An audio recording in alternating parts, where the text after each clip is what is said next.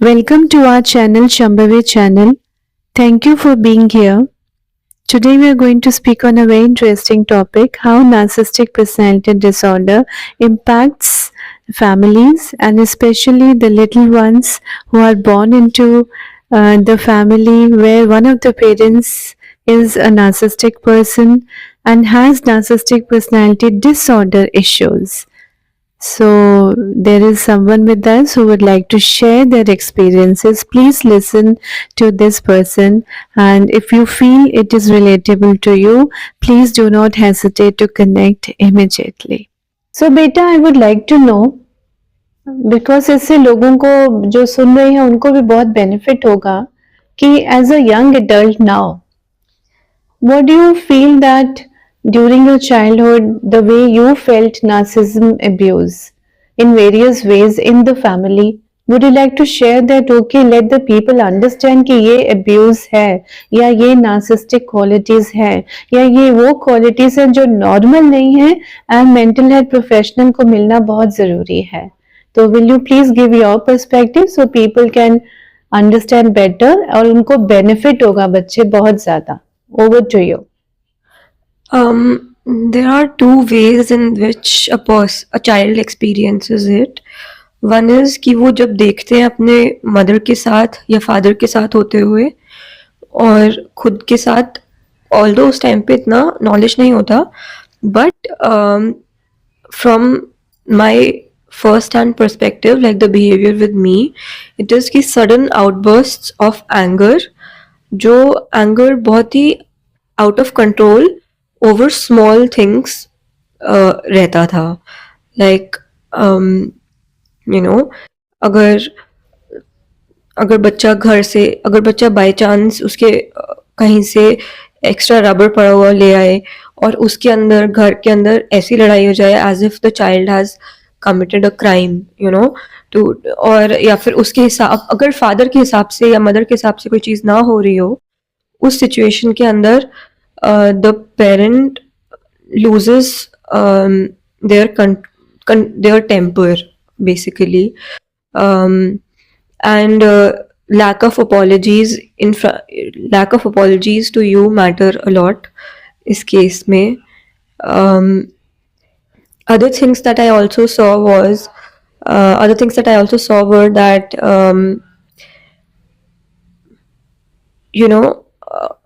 how a father how my father used to respond to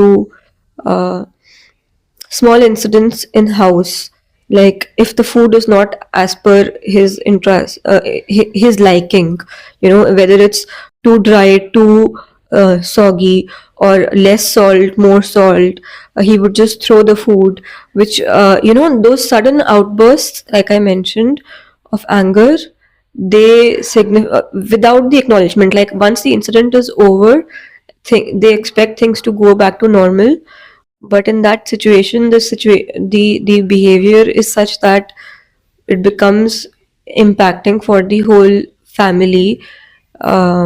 मतलब आपको ये छोटे छोटे इंसिडेंट्स एकदम से हिट होते हैं और अभी तक you are not able to let go ना, वो आपकी मेमोरी से नहीं बाहर निकले and they have impacted your adult life in your relationships with other people. Yes, because you start looking at your life and yourself as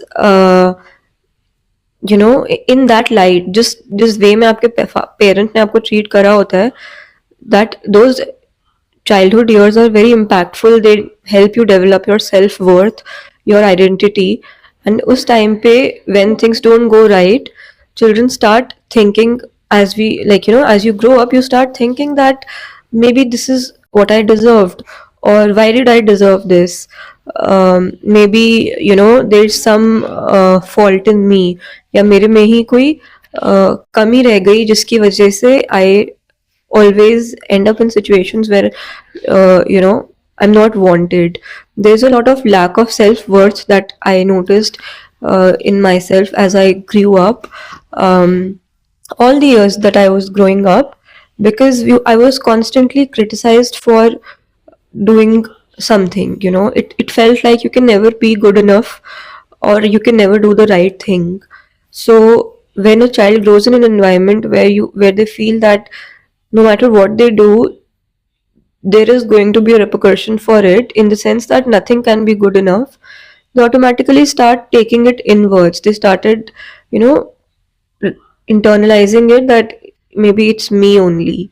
And it affected me a lot, because I always used to think that I cannot get marks. I'm not good at art. I'm not good at this. I'm not good at relationships. I'm not good at. While certain things might be real, but my overall idea of myself was that I'm not good enough. It was a very big theme in my mind that I uh, fundamentally, as a person, I'm not good enough. My worth, I did not understand what is the definition of, what I didn't understand what is self-worth. Like, it just seemed like a textbook definition to me, not something that I could relate to. Yeah. And even today, you struggle in your relationships, in your personal life, and in your professional life because of this.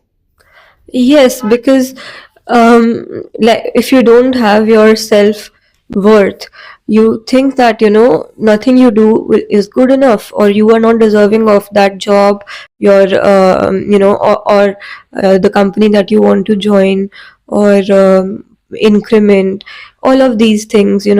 So when I got my scholarship for studying abroad, the constant question in my mind was, why did I get that scholarship? Maybe they gave it to me by mistake, because there was nobody else that they had to give to.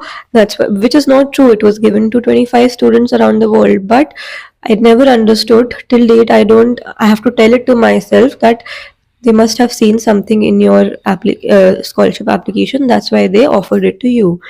But all the time I was studying, I kept on thinking that, I don't know why I got it, because the other people, two, three people I knew who got that scholarship, were so smart, and I was not smart.